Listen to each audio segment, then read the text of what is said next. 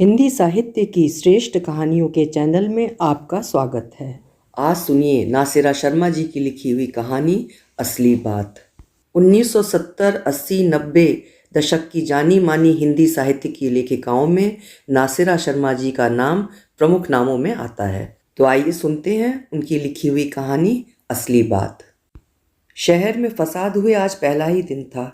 हिंदू मुसलमान मोहल्लों के बीच तमतमाई हवा बह रही थी। प्रशासन ने मौके की नजाकत देख कड़े पहरे और बंदूक के जोर पर उनके जोश पर रोक जरूर लगा दी थी, मगर अंदर खदबदाते लावे को शांत नहीं कर पाए थे।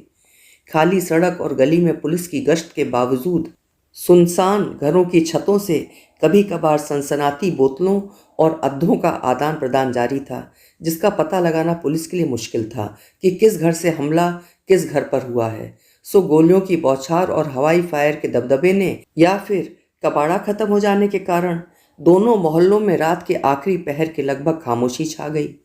सिपाही रामदीन की ड्यूटी बताशे वाली गली में लगी थी। आज दंगे का दूसरा दिन था। पूरा शहर होशियार की मुद्रा में खड़ा था।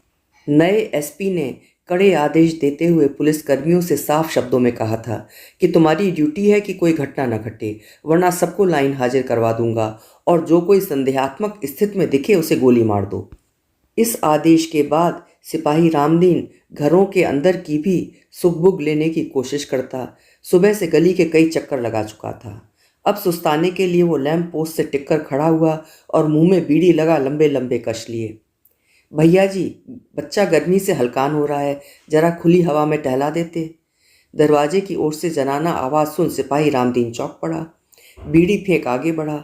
उसने बंद दरवाजों और खिड़कियों को घूरा और मन ही मन झल्लाया। खुले दरवाजे से दो हाथ एक बच्चे को बढ़ाते दिखे। काले कलूटे नंग धड़ंग रोते बच्चे को आगे बढ़कर रामदीन ने संभाला और चुटकी बजाकर उसे बहलाने लगा। ये चकल्लस कब से लगाए हो? दूसरी गली का कांस्टेबल मोड़ पर खड़ा हो मुस्कुराया, जिसका कोई जवाब रामदीन से नहीं दिया गया। बच्चे का सारा बदन घमौरियों से भरा था, जिनकी चुनचुनाहट से बेहाल वो मुंह फाड़े आलाप लगाता रहा। रामदीन ने सीटी बजाई और हाथ का डंडा खट खट जमीन पर मारता आगे बढ़ने लगा। मकान की दो तरफा कतारों के बीच फंसी गली तंग थी, मगर गर्मी के बावजूद वहां हवा का गुजर था। थोड़ी देर बाद लड़का शांत हो गया और सिपाही की सीटी से खेलता उसके कंधे पर सिर रखकर सो गया। ये साला भी मामा की गोद समझ ठाठ से सो रहा है। इससे पहले कि वर्दी खराब करे, इसको इसकी माँ को वापस कर देना चाहिए। रामदीन ने प्यार से काले कलूटे लड़के का मुंह ताका और दरवाजे पर पहुंच डंडा बजाया। कब तक कर्फ्यू खुलेगा भैया जी? औरत ने दरवाजे की चौखट से हाथ बढ़ा बच्चे को उठाया। लड़ते वक्त तो तुम सोचते नहीं हो, अब हम क्या बताएं? रामदीन का खींचा स्वर उभरा। अब जहां चार बर्तन साथ होंगे तो वहां टकराहट तो होगी ना भैया जी? औरत का मध्यम स्वर गूंजा। रामदीन सिपाही का आज तीसरा दिन था। उसे लगने लगा कि तनाव लगभग अपनी मौत मर चुका है, मगर दरवाजे खिड़कियां पुलिस के डर से इस गर्मी में भी किसी ने खोले नहीं हैं। कल शाम को कोने वाले घर से जोर की रुलाई फूटी थी। बहुत पूछने पर भी जब अंदर खामोशी छाई रही तो रामदीन हनुमानगढ़ी की तरफ तैनात दो सिपाहियों को सीटी बजा बुलाने पर मजबूर हो गया। तीनों के दरवाज़ा तोड़ने की धमकी पर अंदर से आवाज़ आई कि दादी गुजर गई हैं। तो इसमें छुपाने की कौन सी बात है? थाना इत्तला भेजी गई। खुद सुखबीर और परशुराम हवलदार ने बाहर से सांत्वना दी तो भी दरवाज़ा नहीं खुला। कर्फ्यू हटने के समय कफन तफन जो भी घंटे भर में कर सकते थे उसे अंजाम दे वे फिर दरवाज़ा बंद कर बैठ गए। रामदीन के नरम व्यवहार ने दिलों से डर कम नहीं किया और न किसी ने उसकी तरफ दोस्ती का हाथ बढ़ा चाय पानी को ही पूछा। उसका तो कर्तव्य है, ये सोचकर रामदीन ने कंधे उचकाए। आखिर आदमी ही तो समय पड़ने पर आदमी के काम आता है। अब यह विधवा तंबोलन है। 2 माह पहले पति ट्रक से दबकर मर गया। अकेली है, मदद मांगती है सो कर देता हूँ, मगर बाकी लोग पुलिस की गोली से इस कदर भयभीत हैं कि जैसे पहले कभी दंगा फसाद किया ना हो। रामदीन को 4 दिन पहले की घटना याद आई, जहां दोनों मोहल्लों की गलियां एक दूसरे को काटती सड़क पर मिलती हैं। वहां एक बूढ़ी मस्जिद है, उसी से मिला हुआ प्याऊ है जो सूख गया है, मगर बैठकबाजी खत्म नहीं हुई है। वहीं पर हनुमानगढ़ी है, जहां पर आना जाना लगा रहता है। पीपल के पेड़ पर हनुमान जी का पुराना मंदिर है। अक्सर छोटी मोटी वारदातें उसी चौराहे से उठकर आसपास तनाव पैदा करती हैं। उस दिन भी वही हुआ। लाइट 2-3 घंटे से थी नहीं। गली अंधेरे में डूबी थी। एकाएक चीख पुकार से वहां खड़ा परेशान सिपाही समझ नहीं पाया कि शांत माहौल में ऐसा क्या हुआ जो लोग रोने चिल्लाने लगे हैं। खबर मिलते ही थाने से टॉर्च ले 4-5 हवलदार दोराहे पर पहुंच गए। पूछने पर कि आखिर क्या हुआ, जितने मुंह उतनी कहानियां। भीड़ अंधेरे में जमा भी हुई और छट भी गई। जो लोग पुलिस के हत्थे चढ़े उनसे कोई बात वे उगलवा न सके। तंग आकर प्रभारी ने बताशे वाली गली और हनुमानगढ़ी में कर्फ्यू लगवा दिया और हिदायत दी, कड़ा पहरा और सख्त बर्ताव शहर के उन सभी संवेदनशील इलाकों में बढ़ता जाए ताकि बदमाश अपनी चौकड़ी भूल जाएं। सब समझ चुके थे कि नया अफसर सख्त है, किसी की सुनता नहीं है, जवान है और कानून का मतवाला है। मगर शहर के खाए पिए अधेड़ बदमाशों के हाथ खिलौना लग गया था। उसे चिढ़ाने और तपाने में उन्हें मजा आने लगा था। जो समाज हरदम बारूद के ढेर पर बैठा हो, वहाँ ऐसी दिल्लगी कितनी महंगी पड़ सकती है, इस बात की गंभीरता समझना उनका काम नहीं था। अनुभवी दरोगा ताड़ गए थे कि इस हंगामे में भी उन्हीं की खुराफात का हाथ है, तभी कुछ हाथ नहीं लगा। इस बात को वो अफसर से कह नहीं सकते थे, वरना उल्टे उन्हें लताड़ पड़ती कि भारतीय पुलिस की हैसियत ये हो गई है कि गुंडे बदमाश उनसे मस्खरी करें। नवरात्र शुरू होने वाला था। शहर में रौनक लगनी शुरू हो गई थी। लाउड स्पीकर से भजन कीर्तन ऐलान सुनकर हनुमानगढ़ी वाले जितना कुढ़ रहे थे, उनसे ज़्यादा बताशे वाली गली के हलवाई, माली और उनसे अधिक झुग्गी झोपड़ी वाले खुश, जो इस आशा में साल भर रहते हैं कि शक्तिपीठ में नवरात्र शुरू होने के साथ भंडारा खुल जाएगा और उन्हें भरपेट स्वादिष्ट खाना खाने को मिलेगा, जिससे वे 4 पैसे बचा पाएंगे। मगर बैठे ठाले ये कर्फ्यू की मुसीबत तो ख़त्म होने का नाम ही नहीं ले रही है। पुलिस वालों को अंदाज़ा हो गया था कि तनाव दम तोड़ गया है, मगर अफसर तो सबकी कमर की हड्डी तोड़ने का प्रण ले चुका था। दोनों मोहल्लों के गरीबों ने पछताना शुरू कर दिया था। सुस्ती अब उदासी में बदल गई थी। मजदूर ने मजदूरी से हाथ धोए, दुकानदारों ने ग्राहकों से। चूल्हे तो घर घर दूसरे दिन से ही ठंडे पड़ने लगे थे। कर्फ्यू खुलता भी घंटे भर को तो खरीदारी की सकत किस्में थी। बताशों के बिना हनुमान जी का मंदिर सूना पड़ा था। चीटे चिटियाँ अलबत्ता बताशों का चूरा ढो ढो कर बिल भर रहे थे। आखिर कुछ दुकानदारों ने सलाह मशवरा कर एसपी को मनाने की बात सोची और कर्फ्यू खुलते ही सीधे थाने पहुंचे तथा विपदा कह सुनाई। घर घर फाका है, न काम है, न रोटी, न खरीदा, न मुनाफा। ऐसी स्थिति में अब हमारी गलती माफ़ करें, सज़ा बहुत हो गई महाराज। वो सब ठीक है, मगर इस बार कर्फ्यू तभी हटेगा जब आपस में लड़ना छोड़ोगे। ये तो बड़ी मुश्किल शर्त है। हम तो ठहरे अहिंसा के पुजारी, मगर उधर वालों से राम बचाए। छक्कू स्टोर वाले ने कान को हाथ लगाया। बहुत सीधे हो लाला तुम, बात बात पर धमकी कौन देता है। मुन्ना बढ़ई बिगड़ गया। देखा, बिना किसी कारण मेरे सामने शुरू हो गए। भागो यहाँ से, वरना सबको दंगा फैलाने के जुर्म में लॉकर में बंद करा दूंगा। राम सिंह, आज से कर्फ्यू 1 घंटे की जगह सिर्फ आधा घंटा खुलेगा। अभी इनका दिमाग ठंडा नहीं हुआ है। ये खबर छोड़े हुए तीर की तरह दोनों मोहल्लों में जाकर लोगों के दिल व दिमाग को बींध गई। लपकते दौड़ते झुंड के झुंड लोग सिर फिरे प्रभारी के पास पहुंचे और मिन्नतें करने लगे। प्रभारी पांडे ने मिलने से इनकार कर दिया। थाना बाहर से घिरने लगा था। उसने ऊपर छत से ऐलान कर दिया कि जो चाहे आप लोग करें, प्रभारी बात नहीं सुनेंगे, क्योंकि उनका विचार है कि आप सब यहाँ आपस में अपने अपने को गामा और रुस्तम पहलवान समझकर कुश्ती लड़ लें। सुनकर लोग मन ही मन पछता उठे थे कि आखिर किस लिए उन्हें ये दिन दिखाना पड़ रहा है। घरों में रोटी नहीं, काम पर कोई गया नहीं, बताशा उधर वालों ने बनाया नहीं, इधर वालों ने उसे शहर ले जाकर बेचा नहीं। इस परेशानी में सुलेमान भाई और राजू भैया कहकर सब एक दूसरे को सफाई देने लगे कि भला हमने कभी दुश्मनी निभाई आपस में।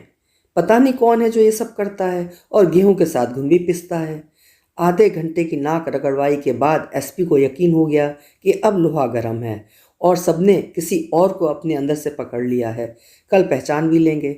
प्रभारी द्वारा ऐलान करवाया गया कि इस शर्त पर कर्फ्यू अभी इसी समय हटाया जा रहा है कि अब कोई दंगा फसाद नहीं होगा, वरना नहीं होगा। ऐलान के बीच ही लोग चीखने लगे और उसी जोश में बाकी बात सुने बिना घर को लौटने लगे। कल शाम से तंबोलन के लड़के को बुखार हो गया था। अब कर्फ्यू हटा तो जेब में फूटी कौड़ी नहीं, फिर डॉक्टर या अस्पताल जाए कैसे। कुछ सोचकर सूफी बाबा की दरगाह की तरफ चल पड़ी कि वहाँ के मुजाविर से विनती कर फुकवा लेगी। दवा न सी दुआ तो असर कर सकती है। तौलिए में लपेट बेटे को लेकर जब दरगाह पहुंची तो शाम ढल गई थी। भीड़ आज गजब की थी। किसी तरह बच्चे को बचाती अंदर दाखिल हुई। चबूतरे के सामने बच्चे को लिटाकर माथा टेका और बेकरार नज़रों से बड़े मुजाविर को ढूंढा। नमाज ख़त्म हो गई थी। हारमोनियम उठाकर कव्वाल अपनी जगह ले चुके थे। धीरे धीरे करके मजमा बढ़ने लगा और कव्वाली शुरू हो गई। 1-2 रुपए की भेंट हारमोनियम के सामने रख लोग झूमने लगे। वातावरण में एक शांति की छटा सी फैलने लगी। उसी बीच उसने देखा कि मुजाविर साहब अंदर से आ रहे हैं। वो लपकी, साथ ही एक गेरुए कपड़े वाला सन्यासी भी उठा। लो संभालो। मुजाविर ने 8-10 बंडल अगरबत्ती के उस आदमी को थमाए। ये रखो, कल से शुरू करवा देना, अब मैं चलता हूँ। रुपए मुजाविर के सामने रख अगरबत्ती झोले में डाल गेरुए कपड़े वाला मुड़ा और शीश नवा बाहर की ओर चला गया। भूख से अधमरा मेरा बेटा कल से बीमार है मुजाविर साहब। जवान तंबोलन देखते देखते ही बूढ़ी लगने लगी। घबराने की बात नहीं। मुजाविर ने बच्चे के सिर पर हाथ फेरा और सीने पर कुछ पढ़कर फूंका। फिर पास पड़े इलायची दानों के पैकेटों के ढेर में से एक उठाकर तंबोलन को दिया। तंबोलन बच्चे को उठाकर दूसरी तरफ सरक गई और बेचैन हो उसने पैकेट को खोला और एक दाना बेटे के मुंह में डाला, जिसे वो फौरन चूसने लगा और खुद अपने मुंह में 5-6 दाने डाले। 2 दिन बाद जबान को खाने का स्वाद मिला था, जिसने भूख पर लगा प्रतिबंध तोड़ दिया था। तंबोलन का भूख के मारे बुरा हाल हो गया। उसी के साथ उसे चक्कर महसूस हुआ कि कल दुकान खोलने के लिए कत्था, चूना, सुपारी, पान कहाँ से लाएगी। इस हालत में किसी से कुछ मांगना भी मुश्किल है, सभी की जेबें खाली हैं।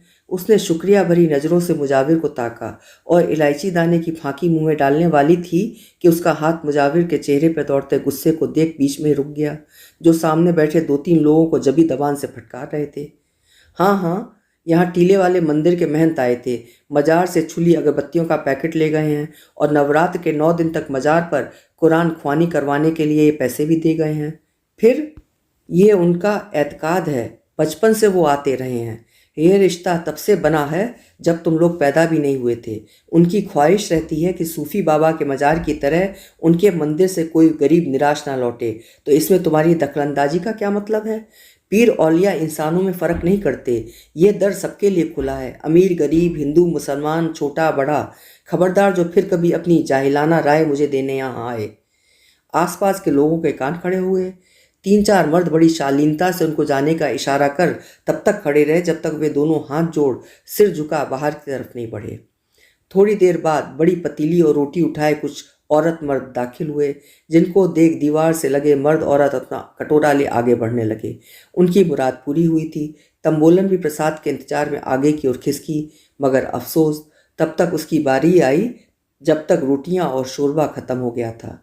वो निराश सी उठी और बेटे को उठाकर बाहर सड़क पर आ गई, जहाँ फकीरों की भीड़ होटलों के सामने बैठी थी। भूख से बेताब होकर उसके कदम मुड़े, मगर फिर वो ठिठक कर खड़ी हो गई कि वो तंबोलन है, फकीरन नहीं, कल तक भूखी रह सकती है। दूसरे दिन बेटे का बुखार तो उतर गया था, मगर होठों पर पपड़ी जम गई थी। पानी पिला पिलाकर कब तक वो उसे जिंदा रख सकती थी। शाम ढले जब भीड़ को टीले की तरफ जाते देखा तो वो भी चल पड़ी। कुछ दूर चलकर फिर उसके कदम रुकने लगे कि वो तो वहीं टीले के नीचे बैठ हसरत से भीड़ को ऊपर जाते और खुश खुश लौटते देख वो अपने को रोक नहीं पाई। ऊपर पहुंच उसने देखा कि वही सन्यासी सबके पत्तलों में खाना डालता आगे बढ़ रहा है। उसके 8-10 साथी सबकी आवभगत में लगे हैं। गंदे चिथड़े वाले कपड़े पहने बूढ़े, बच्चे, मर्द, औरत खाना खा रहे हैं। उसकी आंखें भीगने लगीं।